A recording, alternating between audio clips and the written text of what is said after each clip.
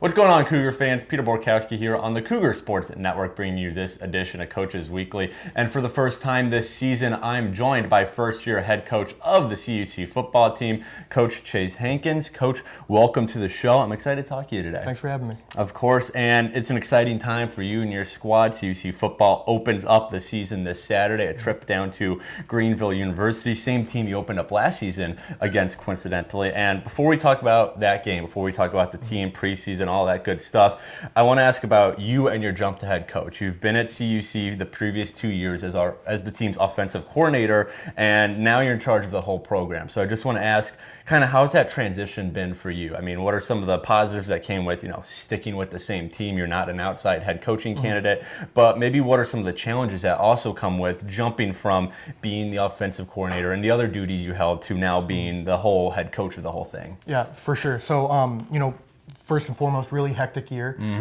Got married and became the head coach in the same year. A lot of people say that's probably not the smartest thing to do, but it all worked out. She said yes, and I got the head coaching job. Right. So everything's good on that front. Right. But I think it's a unique situation where I'm coming in having experience and success outside of Concordia, but then coming in and also getting a unique perspective on how Concordia operates, some things that I'd like to do a little bit differently.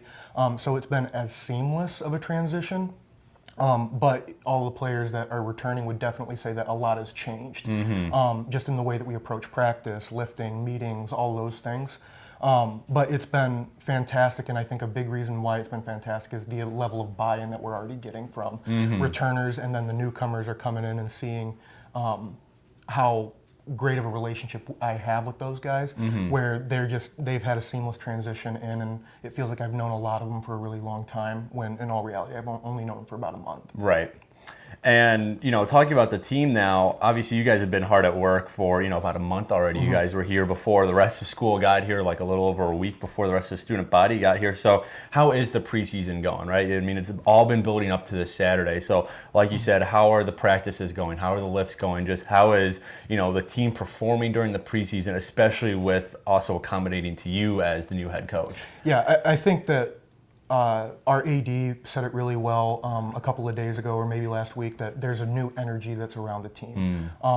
Last year it did feel like quite often we would just practice for the sake of practicing, or meet for the sake of meeting, and now it just seems like no matter what we're doing, guys are excited to be there. Guys have high energy when they're doing it, and there's a lot of obstacles and difficult adjustments to that, because it's new terminology, new playbook, new scheme, where in all reality it's kind of new scheme for all 90 guys that we've got on the roster, rather than the 40 freshmen that we have coming in. But the energy's been absolutely fantastic, and I feel like a big reason for that is they have something to believe in now, and they're excited. They know that the coaching staff cares about them and is willing to do pretty much anything for them.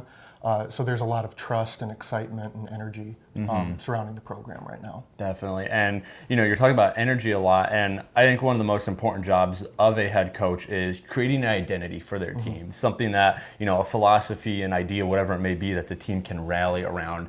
And so the question I always like to ask coaches is, when people think of the 2024 CUC football team, what do you want them to think of? And I'm not just talking about, we were a however many wins team, we did this well in games, but just the team as a whole, the culture around the team. What do you want people to think of when they think of this year's team in terms of identity, in terms of culture? Yeah, so my default answer 100% of the time will be throwing everything behind what our team Bible verse is for the year. And when we picked the Bible verse in the spring, I felt that it needed to encapsulate the struggle that our seniors have gone through, our program, what our program needs to identify as, and it's my life verse as well. So our Bible verse for the year is Galatians 6:9. Let us not grow weary in the doing of good deeds, for there will be a time for us to reap our harvest if we do not first give up. And what that essentially means is guys have gone through a lot of struggle before they came to Concordia, and now that they're at Concordia and going through camp and all this transition. And we're not going to guarantee a 10-0 season or a national championship. That's unfair to put those governors and parameters on a team. Right. But they're going to continue to do things the right way, and that rock is going to eventually give way at some point. And we all want it to happen immediately, and we believe that it's going to happen immediately. But the important thing and the hardest thing to actually execute in practice is never giving up, despite obstacles and challenges that rise up through a season. Right. And again, it's all kind of culminating this Saturday. You guys are going to Greenville University, season opener. And I mean, just to kind of put it all out there, what's going to make this a good weekend, right? You talked about the struggles this team, these seniors have had the last couple years. What needs to happen this weekend so that at the end of the weekend, win or loss, whatever happens, you and the rest of the coaching staff can say, that was a good game one. That is the right stepping stone to overcoming those struggles, like you said. What needs to happen Saturday at Greenville to make that happen? Yeah. So generally, scoring more points than your opponent is a good thing. Oh, it's a good thing, right? I think that we would mark that as a good game. But, right. I think that for the first time, they get to hit somebody in a different jersey. And we want to see them continue to have that energy build and carry over into a game where Greenville's a good team. They're gonna score points. Right. They're gonna have good defensive plays. But again, us just being able to weather the storm and never giving up in that, regardless of what the scoreboard says, would be a good week. But obviously, everyone wants to win. Get that first win, right?